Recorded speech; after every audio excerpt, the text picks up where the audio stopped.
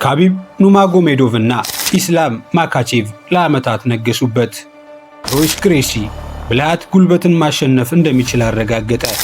ጆርጅ ሴንት ፒየር የብቃት ፍጽምና፣ አንደርሰን ሲልቫ ትግልን ወደ ጥበብ ቀየረ። ኮነር ማክግሬጎር ትርኢትና የዓለም ትኩረትን አመጣ።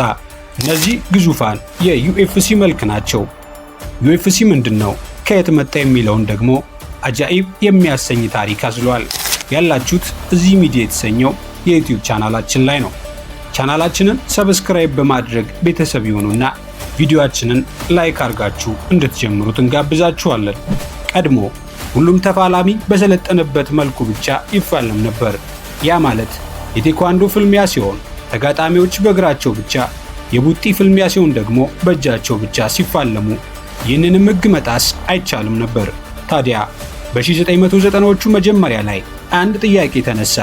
ውስን የምትና የሰውነት ክፍል ሕግ የሌለው ምህረት አልባ ፍልሚያ ቢኖር ምን ይመስላል የሚለው ነበር። ያኔ ዩኤፍሲ አልቲሜት ፋይቲንግ ቻምፒየንሺፕ ተጸነሰና በ1993 በዴንቨር ኮሎራዶ ወደ ትልቅ የህዝብ ትርኢትነት ተቀየረ። የመጀመሪያው የዩኤፍሲ ውድድር የተለያዩ የትግል አይነቶችን የሚከተሉ ተዋጊዎችን በአንድ የታጠረ ሜዳ ውስጥ ሲያገናኝ ለብዙ ዓመታት በስፖርት ውስጥ የነበሩትን ወጎችንና ህጎችን ሳይገመት ቀያየረው። ጓንትና የጊዜ ገደብ ብሎ ነገር የለምና ተጋጣሚውን ላይነሳ የጣለ ብቻ ከዛ ሜዳ ይወጣል። ታዲያ ይህ ጨካኝ ትዕይንት የተመልካችን ትኩረት ስቦ የጂትሱትሱ ታጋይ ከኪክቦክሰር ጋር፣ ቦክሰኛ ደግሞ ከማርሻል አርቲስት ጋር ያለ ርኅራኄ ሲጋጠሙ በአሜሪካ ቴሌቪዥን ታይቶ የማይታወቅ ትዕይንት ሆነ። በዚህ ሁከት ውስጥ አንዱ ሰው የሁሉንም ሰው አመለካከት በዝግታ ቀየረው። ብራዚላውያን ጂንጂትሱን የወከለው ሮይስ ግሬሲ ጉልበት በሰውነት መጠን በሚለካበት ጊዜ ይህ ሰው ከሱ እጅግ የሚገዝፉና ብረት ለበስ የሚመስሉ ተጋጣሚዎችን ከመሬት ሲያንፈራፍር አጃኢብ ተባለ። የሱ ድል ለህዝቡም ሆነ ለማርሻል አርት ማህበረሰቡ ጉልበትና ክብደት ብቻውን በቂ አለመሆኑን አስመሰከረ። እነሆ የወቅቱ ተቺዎች ድርጊቱን ጭካኔ የተሞላበትና ያልሰለጠነ ሲሉ፣ ፖለቲከኞች ደግሞ ለህዝብ ሞራል አስጊ ነው ብለው አወገዙት። ሴናተር ጆን ማኬን ዩኤፍሲን የሰዎች እና የዶሮ ፍልሚያ ሲል ገልጸውት እንዲታገድ አገር አቀፍ ዘመቻ ጀመሩ። በዚህም ምክንያት ታላላቅ የቴሌቪዥን ጣቢያዎች ድጋፋቸውን አቋረጡ። የክፍያ ስርጭቶችም ውድድሩን ለማስተላለፍ አሻፈረኝ አሉ። ብዙ ግዛቶችም ውድድሩን ሙሉ በሙሉ አገዱ። በተመሰረተ ጥቂት ዓመታት ባልሞላ ጊዜ ውስጥ ዩኤፍሲ እንደሚፈርስ እውን ሆነ።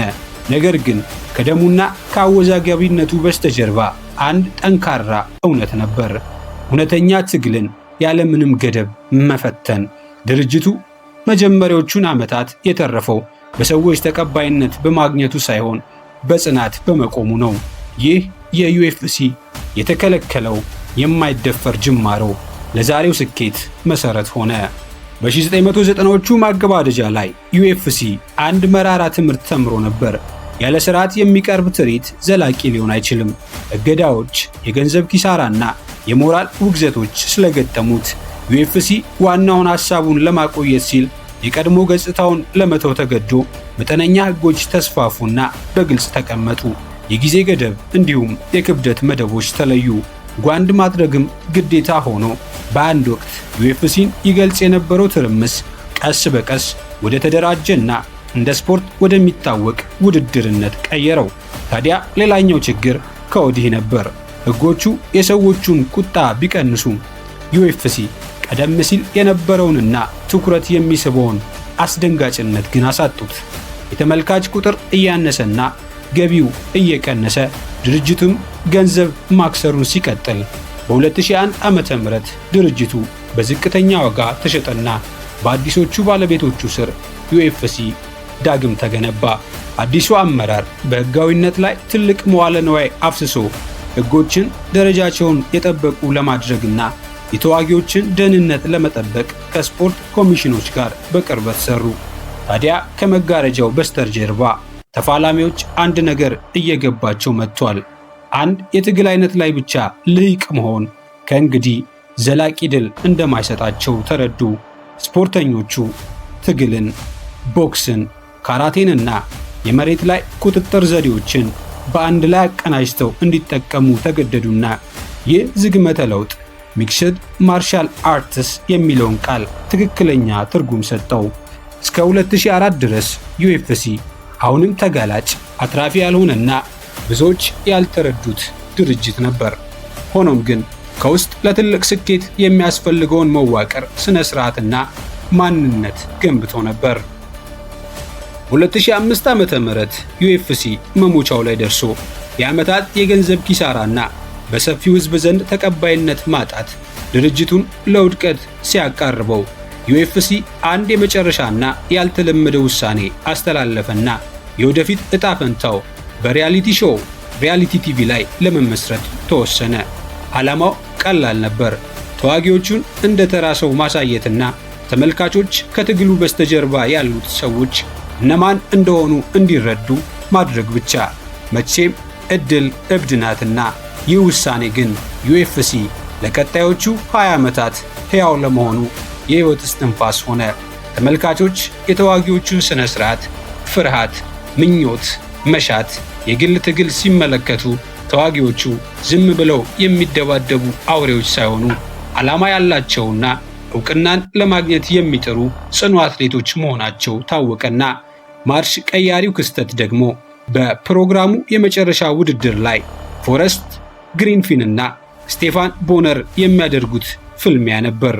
ይህ ትግል የሚታወሰው በከፍተኛ የቴክኒክ ብቃት ሳይሆን በነበረው ጥንካሬ፣ ጽናትና በስሜት የተሞላ እውነተኛነቱ ነው። ሁለቱም ተዋጊዎች ሰውነታቸው በሚያስደነግጥ ሁኔታ በደም ተለውሶ ቢዳከሙም ወደ ኋላ አላፈገፈጉምና ይህም ከጭካኔ ይልቅ ጽናትን አሳየ። የሰው ልጅ ለዓላማው የት ድረስ እንደሚጋደል ምሳሌ ሆነና ያ አንድ ውድድር የዩኤፍሲን ታሪክ ለዘለዓለሙ ቀየረው። የቴሌቪዥን ተመልካቾች ቁጥር በከፍተኛ ሁኔታ ጨመረ። የሰዎች ፍላጎት አደገና የሕዝቡ አመለካከት በአንድ ጀንበር ተቀየረ። ዩኤፍሲ በመጨረሻ ወደ ሰፊው ሕዝብ የሚደርስበትን መንገድ አገኘ። ቀደም ሲል የጭካኔ ትርኢት ተብሎ ያልታየው ትርኢት አሁን የጠንካራ ስብዕና፣ ያልሸነፍ ባይነትና የጀግንነት መለኪያ ተደርጎ መታየት ጀመረ። ታዲያ የድርጅቱ ሕልውና ከተረጋገጠ በኋላ ዩኤፍሲ አሁን ትግሉ ተቀባይነት ለማግኘት ሳይሆን ታዋቂ ስፖርተኞችን መፍጠርና ዓለም አቀፍ ተደራሽነትን ማሳደግ ላይ ሆነ። ታዋጊዎቹ የእያንዳንዱ ትርኢት ዋና ገጸ ባህሪያት ሆኑ። እንደ ቸክ ሊዴል ያሉ አትሌቶች ጠበኝነትን፣ ጆርጅ ሴንት ፒየር ሙያዊ ብቃትንና ቁጥጥርን፣ እንዲሁም የአንደርሰን ሲልቫ በጥበብና በፈጠራ የታጀበ ብቃትን ወከሉ። የእነሱ የበላይነት ለስፖርቱ ትልቅ ክብርን እያመጣ የዓለምንም ትኩረት ሁሉ ሳበ። ዩኤፍሲ እያደገ ሲሄድ የተዋጊዎች ስብዕና ያለውን ኃይል ተረዳ። ሮንዳ ራውዚ አዳዲስ ተመልካቾችን በማምጣት የሴቶችን የትግል ስፖርት ታሪክ ቀየረች። ኮነር ማግሬጎር ደግሞ ችሎታውን ከንግግርና ከትርኢት ጋር በማቀናጀት ስፖርቱን ወደ ትልቅ የንግድ ስኬት ቀየረው። የዩኤፍሲው መድረክ ኦክታገን የውድድር ቦታ ብቻ መሆኑ ቀርቶ ማንነት፣ ባህልና ምኞት የሚጋጩበት መድረክ ሆነ። የአገር ፍቅር ስሜት፣ የተዋጊዎች ፉክክርና የግል ታሪኮቻቸው እያንዳንዱን ትግል ዓለም አቀፍ ትኩረት የሚስብ ተአምራዊ ክስተት አደረጉት። ከዚህ በኋላ ዩኤፍሲ ከአሜሪካ ወጥቶ በአውሮፓ፣ በእስያ፣ በላቲን አሜሪካና በመካከለኛው ምስራቅ ውድድሮችን ማዘጋጀት ጀመረ። ሚክስድ ማርሻል አርቲስት በዓለም አቀፍ ደረጃ እንደ ትልቅ ሙያ ታወቀና በ2015 ዓ.ም ዩኤፍሲ ተቀባይነት ለማግኘት መታገሉን አቁሞ በትግል ስፖርቶች ውስጥ ትልቁ ኃይል ሆኖ ራሱን አረጋገጠ። ይህም ስርዓት ጥሩ ታሪክና ከፍተኛ ብቃት በአንድ ወቅት የተናቀን ሐሳብ ወደ ዓለም አቀፍ ድንቅ ክስተት ሊቀይሩት እንደሚችሉ አረጋገጠ። ዛሬ ዩኤፍሲ በሚክስድ ማርሻል አርትስ ዓለም ውስጥ እጅግ ኃያሉ ድርጅት ሆኖ ቆሟል። እንደተከለከለ ሙከራ የጀመረው ይህ ድርጅት ዛሬ ሕጎችን፣ ደረጃዎችን፣ የተዋጊዎችን የሥራ ዕድልና የሻምፒዮንነትን ሕጋዊነት የሚወስን ዓለም አቀፍ ባለስልጣን ሆኗል። ዩኤፍሲ ከፍተኛውን የውድድር ደረጃ ይቆጣጠራል። በዓለም ላይ ያሉ ብቁ ተዋጊዎችን ይስባል። እንዲሁም በሁሉም አህጉራት በሚሊዮን በሚቆጠሩ ተመልካቾች ዘንድ በፍቅር ይታያል።